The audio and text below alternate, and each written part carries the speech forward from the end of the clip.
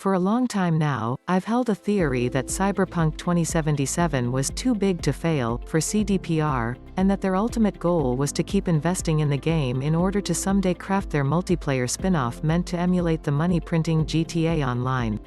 But after this past week, it sure feels like the winds may have shifted, and that CDPR may in fact be cutting their losses on Cyberpunk 2077 and moving on, whether that's to a new Witcher game, or to another, less disastrous Cyberpunk release in the future.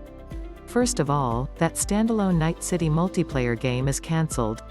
Here's what CDPR said about it this past week. Previously we hinted that our next AAA would be a multiplayer Cyberpunk game, but we have decided to reconsider this plan.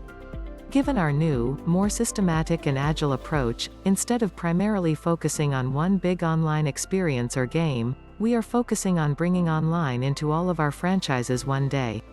We are building an online technology that can be seamlessly integrated into development of our future games.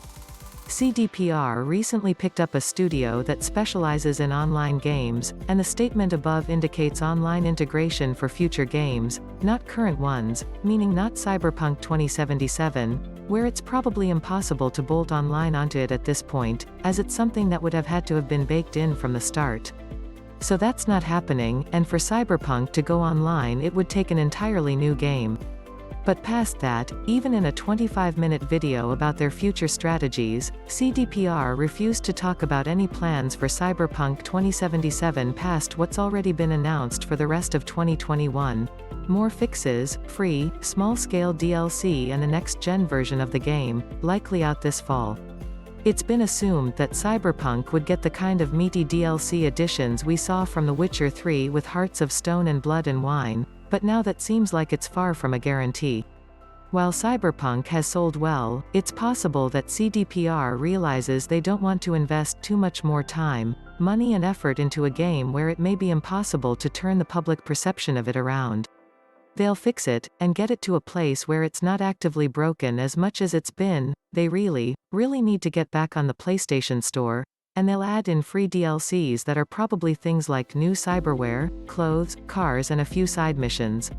But past that? Why spend so much time making huge DLCs when they could be working on their next project instead? I do not think that CDPR is abandoning Cyberpunk as an IP, but I do think they might end up abandoning Cyberpunk 2077 as a game after this year in favor of putting their full weight behind a new Witcher, a future new Cyberpunk, or both, as the company says it will be working on franchises simultaneously going forward.